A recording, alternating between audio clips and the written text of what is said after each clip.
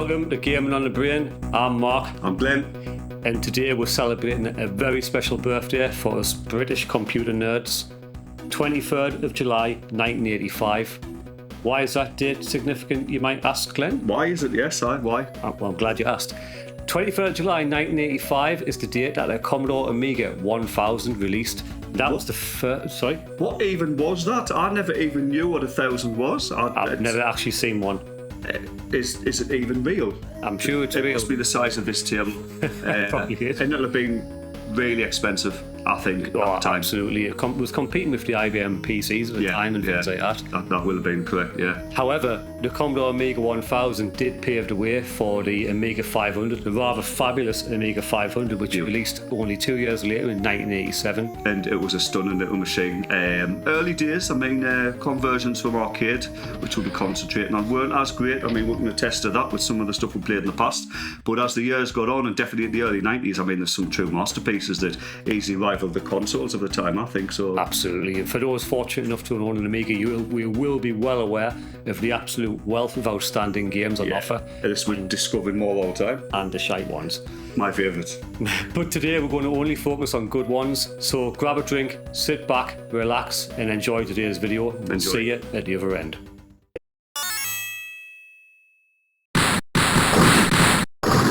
Let's start this list off strong with one of the hottest arcade to Amiga conversions, Double Dragon 2 The Revenge, developed by Binary Design and released in 1989, 1 year after the initial 1988 arcade release. And it was a beautiful game. Virgin Mastertronic published. As you may know, Virgin Mastertronic also published Double Dragon 1. It had a couple. It was Melbourne House and Arcadia as well, depending on where you were in the world.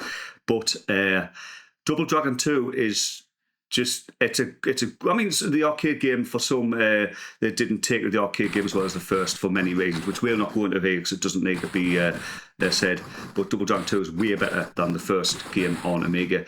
But where DD2 falls down a little bit is it loses a couple of things that DD1 actually kept intact, like the full weapon set and full move set, even though they don't work properly in Double Dragon 1 like the arcade game compared to that. But DD2 loses the whirlwind kick, loses the hair grab kick and that, and loses a couple of the large stone weapons and all as well. Look, it may have dropped a few moves on the way to the Amiga, but what's left hits harder than a roundhouse kick from Chuck Norris in a mood. It sounds great and all, man, just like Chuck Norris. You just hear those meaty sound effects and the graphics as well. Since Richard Applin, who was the main developer of that game, main programmer, he had a technology at the time where he was lifting sprites directly from the arcade PCBs, which would go on to be a common thing into the late 80s and early 90s anyway, but it was quite fresh from what I can see with Double Dragon 2, and it clearly wasn't getting used in Double Dragon 1 because everyone looked deformed. Well, look, the sprites are big, they're detailed, the backgrounds have plenty of detail, and the colours pop. Don't you think, though, that the area, like the combat area, is bigger as well, the movement area? It's just it's noticeable in the first level when it seems to open up more and you've got the helicopters in the background. It seems more spacious than the arcade, and it still gets about 6 or 7 enemy sprites on screen at a time as well. So, just coming back to that sound, Glenn, right? I asked ChatGPT what it thought of the intro music on Double Dragon 2 on the Amiga, right? This is the exact quote I copied out. It says, "The intro music is so epic, it feels like a squad of ninja hamsters on hoverboards composed it during a lightning storm, using nothing but laser cheese and pure 80s energy." That's a pretty good compliment, I think. It's as epic as you can get them, because it absolutely is great. And the soundtrack, Double Dragon 2 on the Amiga only has 2 different tunes, but they're both earworms. The in-game tune, if you've listened to it for 5 minutes, you're doing it turned off, because it'll literally repeat and repeat constantly. But for a couple of listens, it's all right, isn't it? You know? Amazing. Yeah. But the game plays just as well with no music. It is a truly great conversion. Not a perfect conversion, but a great one. Now, the controls, very tight, very responsive, and the pace of the gameplay is actually so quick you would think the characters are tanked up on energy drinks. There's no slowdown in that, isn't there? Nothing at all. So, in that sense, it's like minor improvements over the arcade version. However, like you say, it does lose a few of the more important moves as well. I think as well with the whirlwind kick being kicked out, basically, it does, because nearly every other version has got some form of the whirlwind kick, and I'm not going to mention how they dealt with the PC version because it's absolutely it's just lame. But the knee attack, the hair grab, the smash or hair grab kick, what you want to call it, and throw them over the shoulder. That was in Double Dragon 1, the Amiga, and although it looked absolutely ridiculous, it worked. It did what it meant to do, and it hurt the enemies hard. And that's gone. But in fact, one of the most useful moves now is the flying kick. With it just being a forward, press of the forward and attack button, it's like a snap kick now, and it takes enemies down and gets you out of trouble. Something you never use in the arcade, yeah. Even though there's only 5 attack moves, they're all useful, so it makes the game fun. A lot of the enemies appear where they're showed and whatnot. So closing this one out, if I could review this game based on the gorgeous intro music alone, then it would be a solid 5 out of 5. But alas, I can't do that. Yeah. Taking the rest of the game into account, it survived the transition to the Amiga and only one action button, and at the same time manages to deliver a very enjoyable and faithful port of that much-loved arcade classic. Yeah. What's your review, Skull, mate? I'm giving this a solid 4, mate, and it deserves every bit of that. Well, I'm going to match that with a 4 out of 5 as well, because I do think it's a great conversion. Like I've already mentioned, I can't call it perfect because it does lose a couple of major things. I'm not even too upset about losing a couple of weapons, because anybody who's played the arcade game will know that there's a much less emphasis on the large thrown weapons than there was in the first game. So when it comes to the box and the power ball and the tree trunk, there's only one of each, if I remember right, in the levels, and so you never really, you don't miss them that much. So the levels that they're not on, they missed a little bit, but it's not the end of the world. I mean, all the enemies are there. They've got most of their moves and things, so everything feels great when Burnov comes on and you hear the familiar laugh and that. So solid 4 out of 5, because I think it's a great conversion. I've got a lot of nostalgia for it as well, so thumbs up for me. 4 out of 5 across the board. You've got to play this one. Definitely.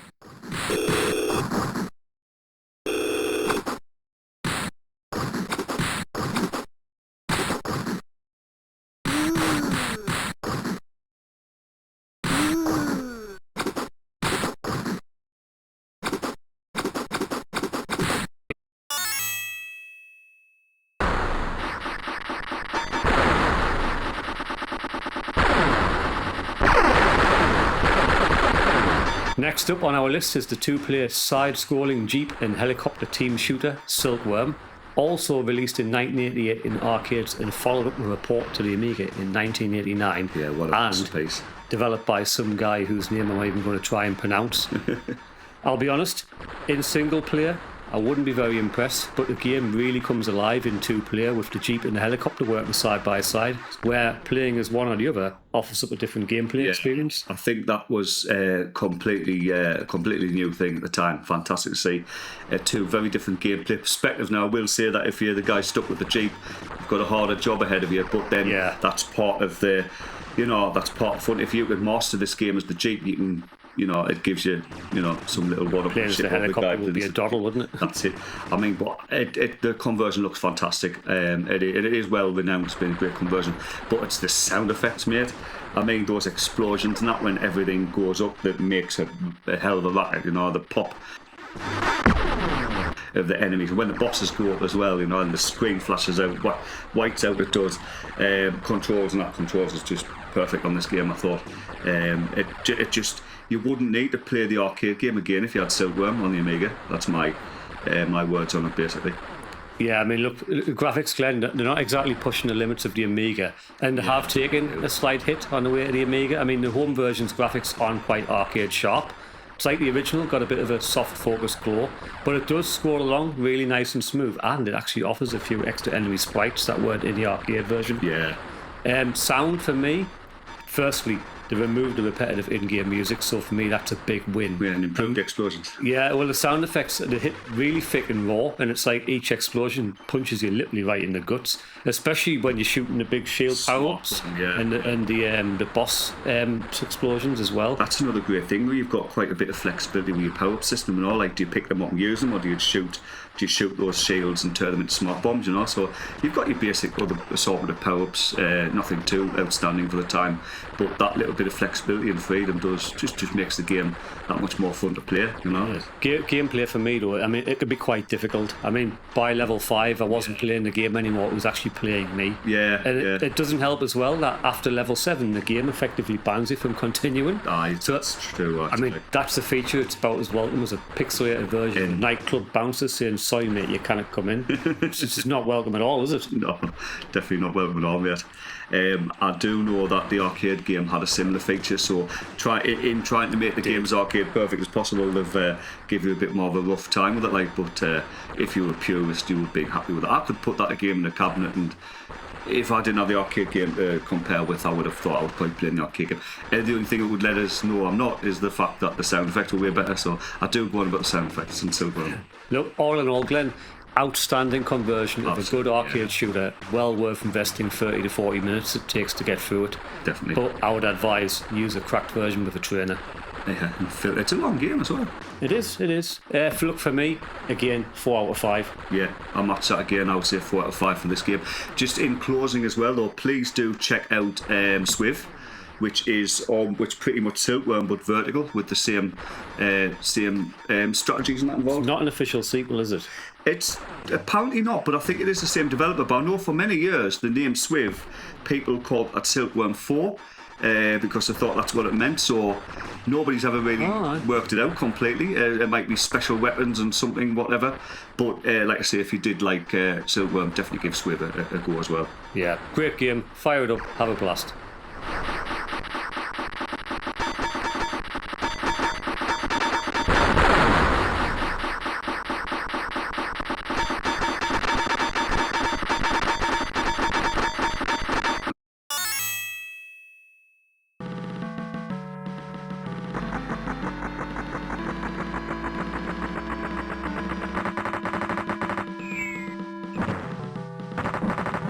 Next up on our list today, Glenn, we have Commando. Now, the arcade version of Commando released in 1985, so porting to the game in the Amiga in 1989 seemed like a bit of an odd decision. Yeah, 4 years. Yeah, it definitely happened because here we are now doing a review on it. Yeah. You know what? It's a pretty solid conversion of the classic vertical shooter.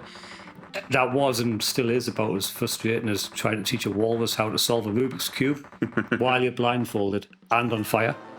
But the first thing I'll say about it is like the graphics, clean. They look very similar to the arcade original, as is the animation as well. It's a close conversion. Like, in fact, I actually found that slows down slightly, and because it slows down slightly, it does actually make it a bit more playable, a bit more fun. Arcade version is still a great game, but it's not the easiest game to ease yourself into, is it? You know what I mean? It can be quite tricky. Nah. Arcade perfect graphics, as I say, arcade perfect sound, but not music necessarily. I think they could have done a better job with the music. It sounds like typical sort of 80s Amiga, you know, not the best, but not the worst.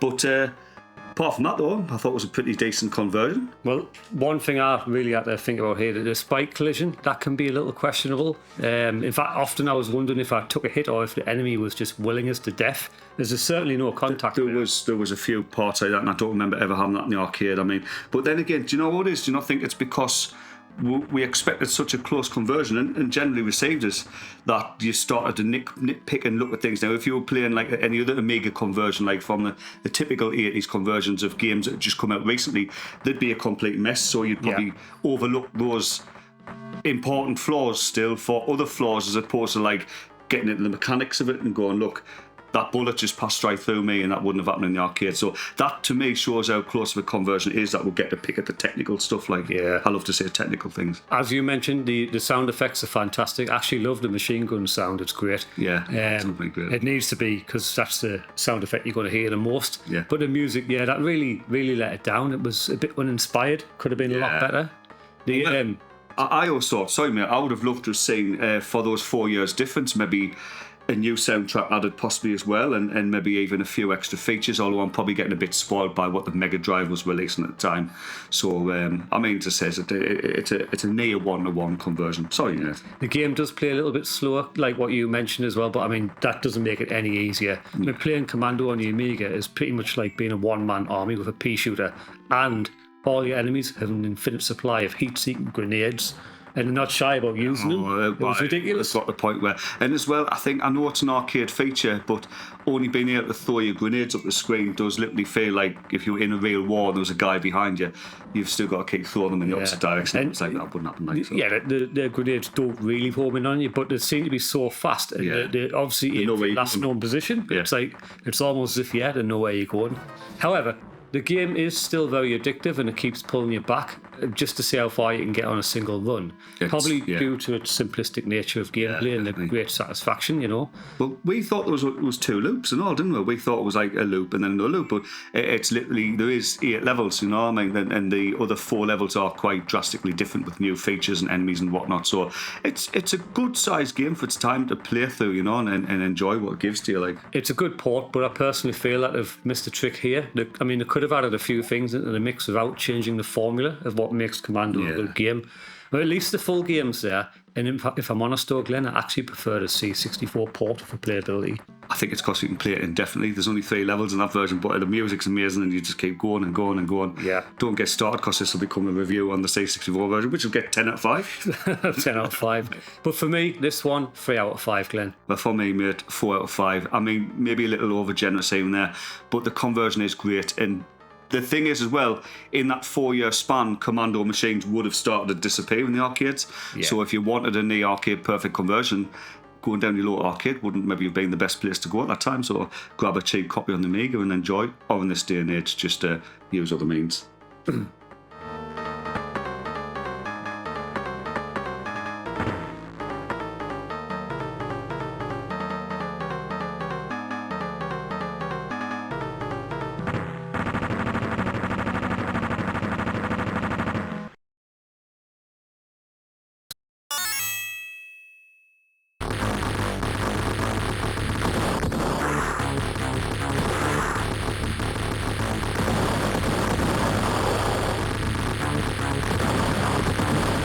Cabal, Glenn, shoot everything.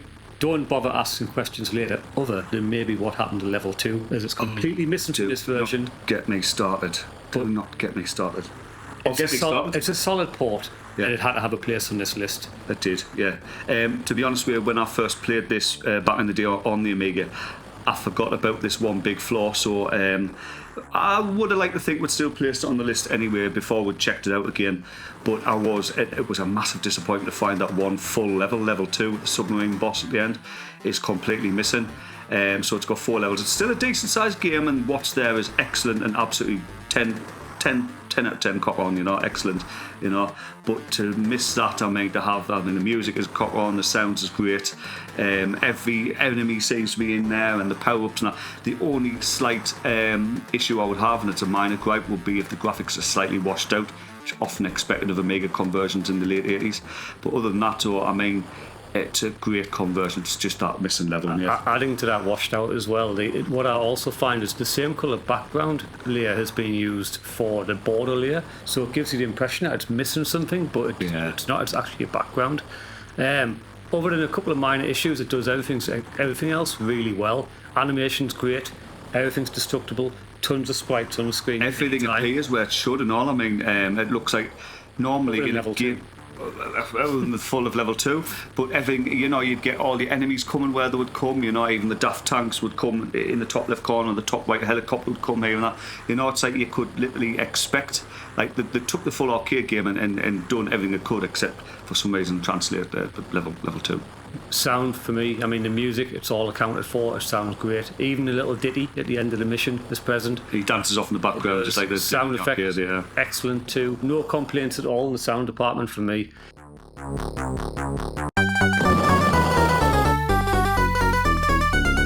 In regards to gameplay, it's difficult to separate this from the arcade version, and I take my hat off to the developer here, as they really have nailed it.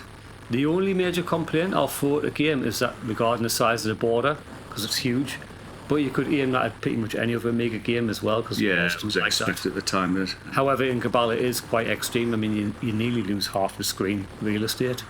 I mean, closing statement here though, I mean, Cabal has to be one of the standout ports for the Amiga. It wasn't common before the mid-90s to have an arcade port to a home system that was so similar to its arcade counterpart. That it almost makes the arcade version irrelevant. But here we are in 1989 with exactly that. It's a superb game, outstanding effort from the development team, but that one big thing hanging over it is that missing level. It does have to knock a big chunk off. I mean, I really wanted to give this the top marks for this game, but it's got its flaws because it's purely because of that. Even when I mentioned the graphics, I'm only nitpicking. So for me, this game has to be a 4 out of 5. Likewise, I'm giving it a 4 out of 5 as well, mate. I think that's fair, mate.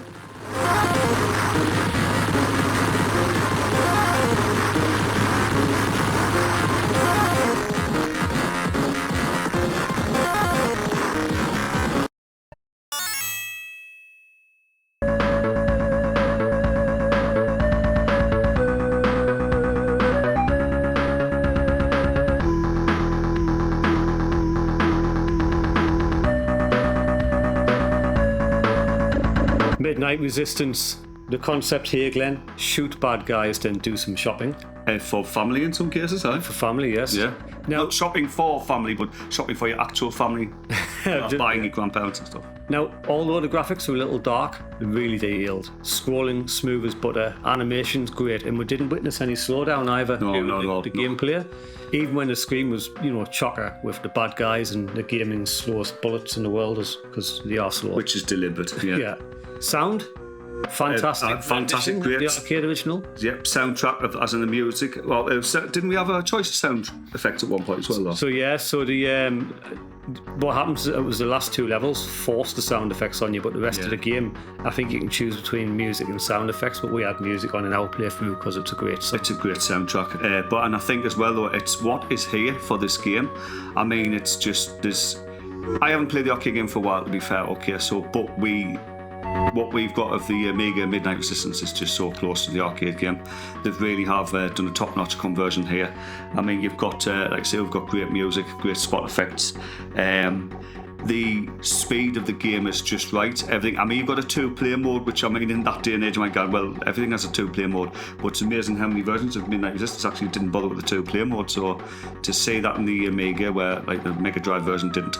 It's a great, it's a great thing, and the conversion bosses and that as well. I mean, the thing is, everything's so creative. Yeah, it's already been done in the arcade, so it's not completely unique. But I often go into a conversion looking for what's missing. So when you're playing a game and you literally can't see anything that's obviously missing, that to me is an excellent conversion, like a top conversion.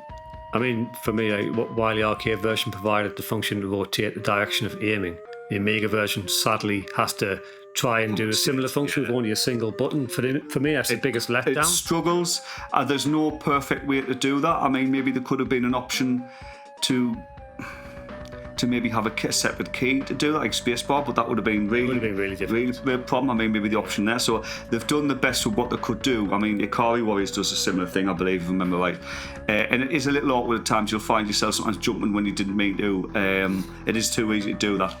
But at the end of the day, it was either make the conversion and do the best with that control scheme, or just don't do the conversion at all. And I'm glad that they went through and did it. Yeah, it can make it a bit frustrating. It can take a little bit of getting used to. But once you've got the hang of things, it's a great multi-directional scrolling shooter, similar in vein to Contra and Metal Slug. Yeah. Something else as well it has in common with those 2 games, Glenn, is the difficulty level, because we were just dying constantly. I think part of that was down to the control scheme as well, unfortunately. Yeah. So again, but you cannot even fault it for that, because that's what you had to work with at the time. But the game is hard. I mean, a couple of the early levels aren't so bad, but by the time you're getting about the midpoint the stuff you have to fight against, it becomes, I'm going to say unfair, but that is unfair in itself, because that's the arcade game. True. I mean, it's a highly entertaining game. It's a blast to play through, especially if it's been a while since you last did. Now, the arcade version is clearly superior, especially with having the rotational controls, yes. But the Amiga port is solid. It's well worth the 20 minutes it takes to see the ending. But just remember, grab enough keys on that last level to save your family at the end. Otherwise, you'll be disappointed in yourself. You need to save the whole lot if you can. It feels much more satisfying. It did, and we did that. Absolutely. For me, Glenn, 4 out of 5. For me, Mark, 5 out of 5. I've got to give it that, because it is just, I can't fault it. I can't find fault. I can't fault the control scheme, because as much as it's its only real weakness, there's no way around that. There was either you could have took it out and maybe turned it into a true Contra, more of a true Contra clone with just directional, possibly up, down, left, for fire to aim instead. But it would have took out more of the feel of what Midnight Resistance is trying to do. So 5 out of 5 for me. That's your greatest score. I don't think I'm deliberately being kind. Yeah, fair enough. It's a good game. Play it.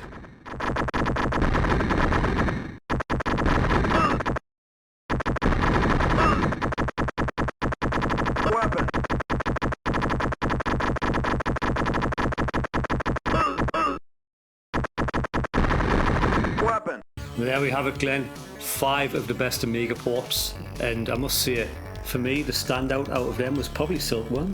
Do you know what it is? So it was for me as well. Yeah, it's a fantastic conversion, but probably does a little bit better. It does. I mean, I know I'm being easy pleased. It's like a 3-year-old, watching his first action movie maybe, but like just those massive explosions. And no one being places here and that, and that's not in the arcade. And that, and I personally think the graphics are a little bit better. I know your opinion is they're not as good, but I think they're a little bit better. And I just thought the game.